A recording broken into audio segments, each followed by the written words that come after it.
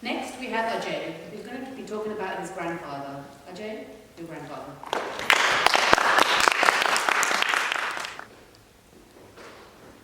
Let me ask you a question. How do you view discipline? I ask you this because most people view discipline as methods to punish those who make mistakes. But I think discipline is more than that.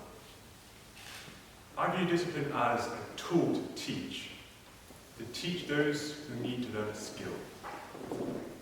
Have any of you learned to learn music, play any instruments? Some of you show hands, yes, and this.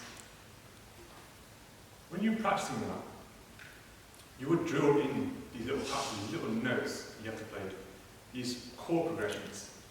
You know that you have to practice this. It takes time, you talk, you have to be disciplined into learning. That's why I view discipline as an art form. It's an art form for those who are masters of it. Now these masters can get willful subordination of individuals for the good of the people. Throughout history, there are many examples of individuals banding together for the greater good of the Samaj. So you can see that discipline brings consistency and reliability to those who do not have it. To see significant change in society, Dr. Hector Vaani used British military tactics of discipline to bring order and structure to a broken community. So you can see discipline as like a bridge that brings goals and accomplishments together. Now, my Baba understood this.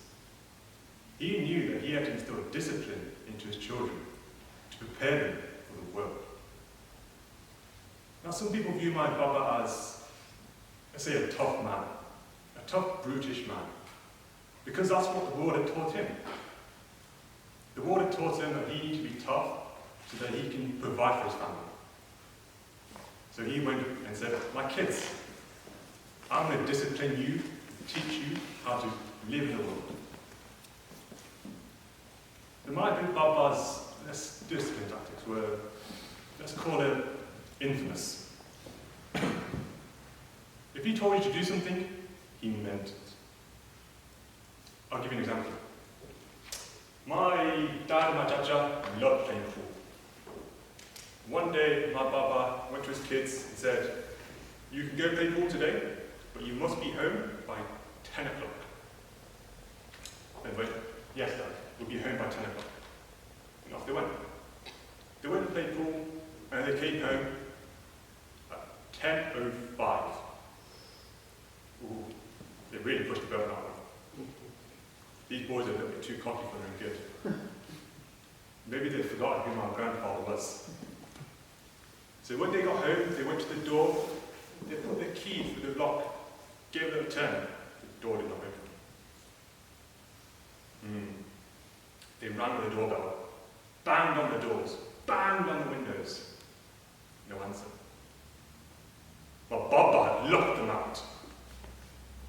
He taught them a lesson. He taught them the value of timeliness. Now, I think a lot of you thinking, oh, that might be a bit tough. That's who he was. He had to teach them a lesson. You defied me.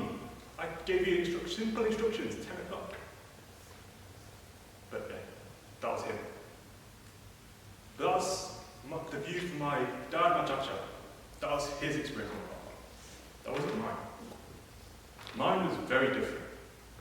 My family has this theory that when me and my brother were born, something within him flipped. He was a completely different person. Some argue he had children.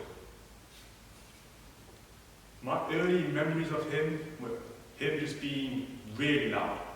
Really loud on the phone, talking to his friends from India. Really loud watching cricket at stupid o'clock in the morning. Did I mention he's really loud? The man did nothing quite. But that was him. I never saw a tough and brutish man that my parents saw, or Chacha saw. Very different, very different. Now all of us here, have these legendary stories of our grandparents. These stories that we just can't believe. couldn't even imagine. Legend has it, the one swoop of my grandfather's hand can make you see the stars and the planets. Many have taken these journeys. Some were at the bad Bible. You can probably see this going. I too took a journey to see the stars and planets. Oh, those hands, those heavy, heavy hands, that you terrified, that you frightened of him. That's when I saw that tough and brutal side of Bob. Not that kind and gentle person that I once knew.